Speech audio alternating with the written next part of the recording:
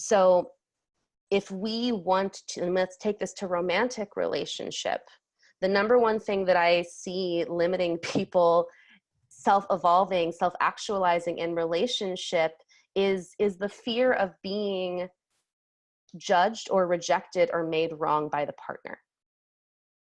And what often winds up happening in romantic relationship is that while we want to be able to be free and grow and evolve, so often our romantic relationships become prisons of suspended identity, where we Well come into, said. That was fantastic.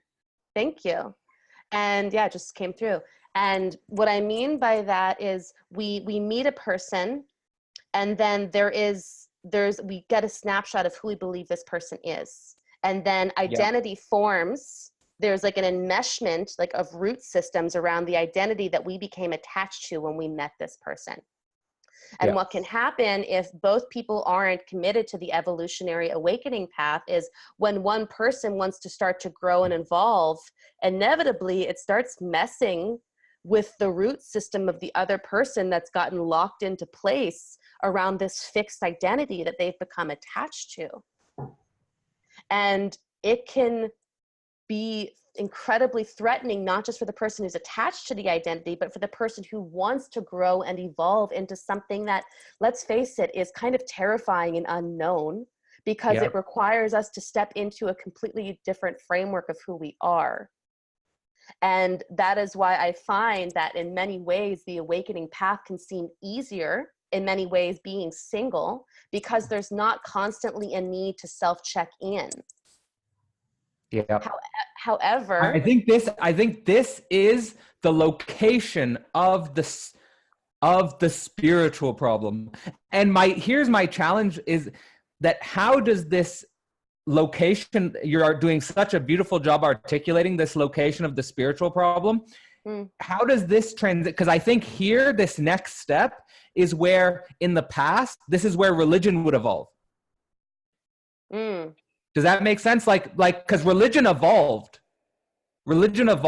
in human history and human civilization, and then all comes in, all the rules and norms, which would solidify certain identities.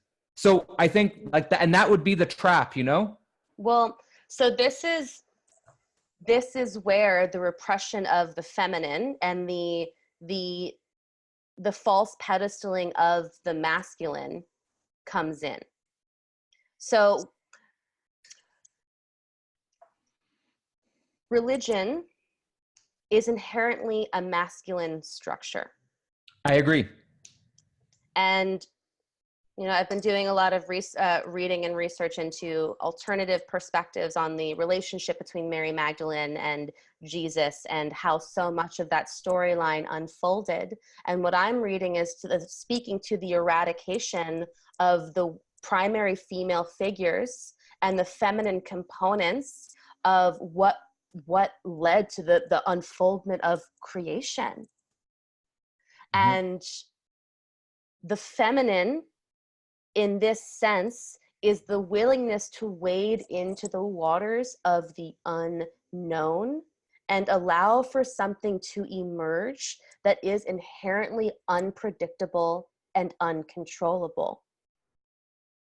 In its ideal form, now this something unpredictable and uncontrollable is that, would you say, is that the responsible masculine or something like that? I would say that is right relationship between masculine and feminine energies. So you're trying to articulate a relationship between the dynamics of masculine and feminine. Yes, because what I heard you say is we got to this point in relationship where the root systems are being threatened, and this one person is wanting to open up into an identity that is yet to be known. And that unknown thing can be deemed threatening. Because it's not controllable. It's not systematizable. You might be able to predict, you might be able to feel into what might this become, based upon who I am and what my desires are and what wants to emerge, but it's not a controllable force. And for a country that has been built on control and systemization and consumerism and predictability, that freedom, that empowered evolution threatens the fabric of what society has been built upon.